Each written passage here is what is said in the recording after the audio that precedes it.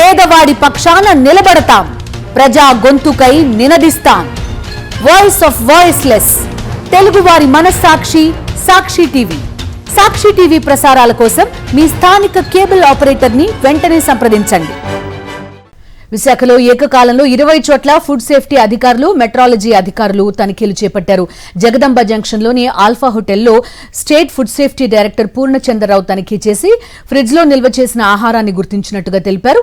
వంటల్లో ఇష్టానుసారం రంగులు వాడుతున్నారని, కిచెన్ లో పరిశుభ్రత పాటించడం లేదన్నారు. నిబంధనలు పాటించని వారిపై చర్యలు తీసుకుంటామని, ఫుడ్ టెస్టింగ్ కోసం ల్యాబ్ కు పంపిస్తున్నామన్నారు. రిజల్ట్ వచ్చిన తర్వాత కేసులు నమోదు చేస్తామని చెప్పారు. విశాఖలో ఫుడ్ సేఫ్టీ అధికారుల తనిఖీలపై మరింత సమాచారం మా ప్రతినిధి నరేష్ అందిస్తారు.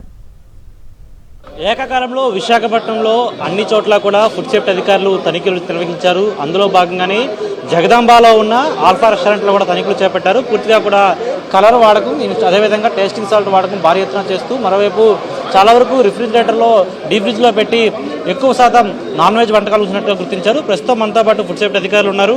వారిని అడిగి పూర్తి దర్శనం. సార్, ఈ ఎన్ని చోట్ల రైడ్లు జరుగుతున్నాయి, అదేవిధంగా రైడ్స్ ముఖ్య ఉద్దేశం ఏంటి?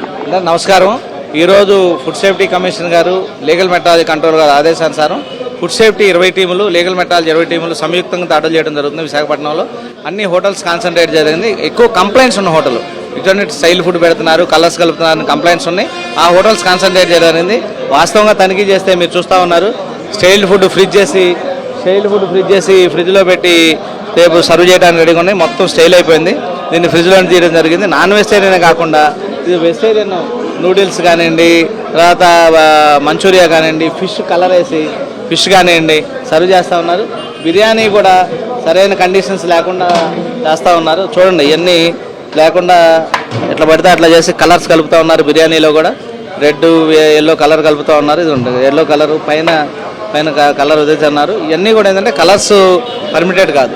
ఏ ఫుడ్లో కూడా ప్రిపేర్డ్ ఫుడ్లో కలర్స్ ప్రిపేర్డ్ ఇది కాదంటే కార్సినోజెనిక్ అని చెప్తున్నారు. క్యాన్సర్ కారకాలు కాబట్టి కలర్స్ కలపొద్దని చెప్తా ఉన్నాం. చట్టపరంగా కూడా కలర్స్ కలపడానికి వీలేదు.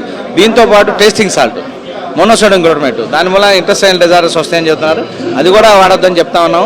స్టైల్డ్ ఫుడ్ కానీ, తర్వాత ఫ్రీజ్డ్ ఫుడ్ కానీ, కలర్స్ కలపడం కానీ, చైనా సాల్ట్ కలపడం కానీ ఇవన్నీ చేస్తే చట్టపరమైన చర్యలు తీసుకుంటాం. పూర్తిగా కూడా కొద్దిసేపు క్రితం మీరు ఇందులో పసుపును వేసి టెస్ట్ చేయడం జరిగింది కదా, ఏం తెలిసింది? దీని రిజల్ట్ ఏమని తెలిసింది? అంటే వీళ్ళు పసుపులో కలర్ వేసింది ఉన్నది. మేము మీ ద్వారా వ్యాపారస్తులు చెప్పేది ఏంటంటే, ఫైనల్ ప్రోడక్టే కాకుండా ముడి సరుకులు కొనేటప్పుడు కూడా కలర్లు లేకుండా మంచి పదార్థాలు కొనుక్కుంటే ఫైనల్ ప్రోడక్ట్ నీట్గా వస్తుంది. ముడి సరుకులు కొనేటప్పుడు కూడా FSSAI లైసెన్స్ ఉన్న వ్యాపారస్తుల దగ్గర బిల్లులతో సహా కొనుక్కోమని నేను మీ ద్వారా తెలియజేస్తాం. ఏకకాలంలో లీగల్ మెట్రాలజీ డిపార్ట్మెంట్తో కలిసి ఫుడ్ సేఫ్టీ అధికారులు తనిఖీలు చేపట్టామని, ఖచ్చితంగా కఠిన చర్యలు తీసుకుంటామని కూడా చెప్తున్న పరిస్థితి కనిపిస్తుంది. విడుదల కప్పలరాజుతో నరేష్, సాక్షి టీవీ, విశాఖపట్నం నుంచి.